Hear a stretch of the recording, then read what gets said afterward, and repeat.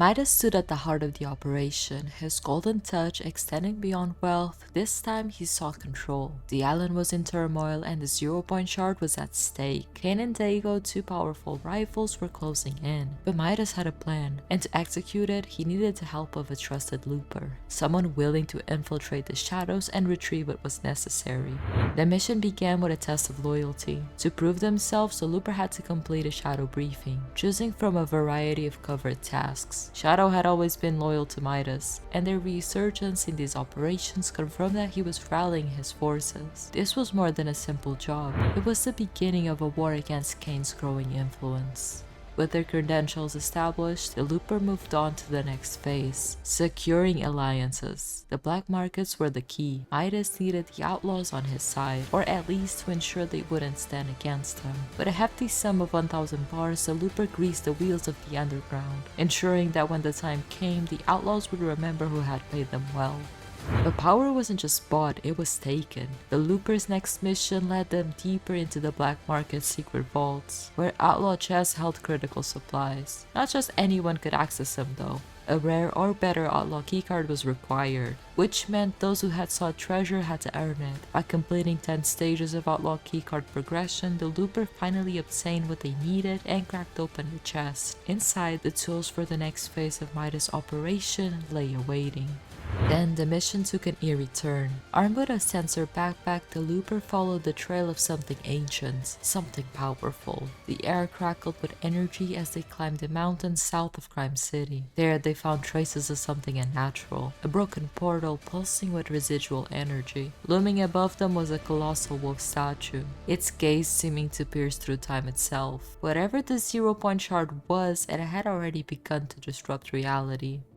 Time was running out. If Kane and Daigo were after the shard, Midas needed an edge. The looper descended into the sewers beneath Masked Meadows, slipping through the darkness to find a hidden workshop. There in the depths of the mask maker's hideout lay a book, a guide to Daigo's mask making techniques. If Daigo had knowledge connected to the shard, Midas needed it. The looper snatched the book and disappeared into the shadows, unseen and unheard.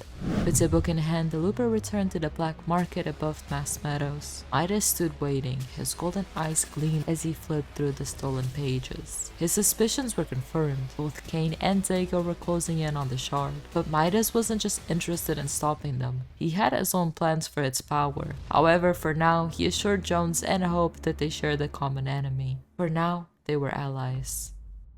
The battle for the 0-point shard was far from over. Midas had set his pieces on the board and his game had begun. But was he truly a saver in this fight, or merely another player chasing ultimate power? The island trembled as forces beyond compression closed in, and as the looper stood at Midas' side, one question remained. Would Midas keep his word?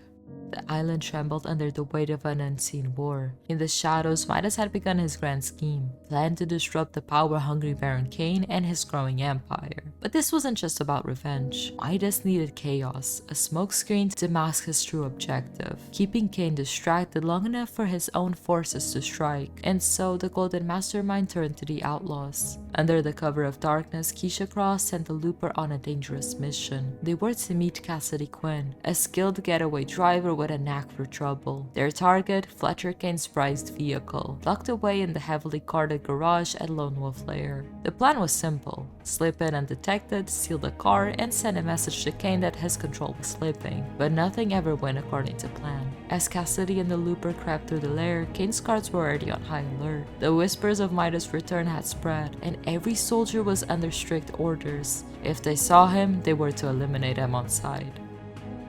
When word reached Kane that his car had been stolen, his fury was uncontrollable. His voice echoed through the halls of his fortress as he shouted at his guards. "Stop talking and start shooting," he roared. A bounty was placed on Midas, the highest yet. No one would be safe from Kane's wrath, not until Midas was gone for good. But Kane had bigger matters to attend to. His deal with Daigo, his mysterious mask maker, was still in motion. Gold shipments continued to flow into Daigo's workshop, where something far more sinister was brewing. Deep within the workshop, Kane's henchmen hesitated. They were terrified of the dark magic that pulsed through the air. The whispers of ancient forces lingered between the walls. But Kane had no patience for their fear. The masks being created in this hidden lair were not ordinary disguises. They were infused with power, magic that twisted and corrupted, granting strength at a terrible cost. But Daigo's ambitions were beyond mere masks. He was working on something even more dangerous, something that should have never even been touched again. The mask hung on the wall like a relic of forgotten nightmares. It was a ruinous mask of power, once shattered in the wake of the Shattering War. Kendo himself had warned that it should never be restored, and yet Daigo had begun its reconstruction using kintsugai, the art of reforging broken things with gold. Gold, the very resource Kane had been feeding him in abundance. As Daigo pieced the mask back together, a silent force stirred within its core. Something dark, something waiting. The arrangement between Kane and Daigo was simple, gold in exchange for power. Kane supplied the riches and Daigo created his cursed masks. But there was something Kane didn't know. Daigo needed gold for more than just his craft. He was preparing for a confrontation of his own, one against the darkness that lurked behind the mask he now restored. Kane may have believed he was in control, but Daigo had his own agenda. In Midas, he wasn't just there to cause trouble. He knew what Kane was up to, and he had every intention of stopping him before it was too late. The pieces were in motion. Midas was rallying his outlaws, Kane was tightening his grip, and Daigo, he was playing with forces beyond his control. The island was on the brink of something far greater than anyone had imagined. What happens next? Will Midas outmaneuver Kane? Will Daigo finish his work? And what darkness is waiting within the mask? Thank you so much for watching, and if you liked the video, don't forget to leave a like and subscribe.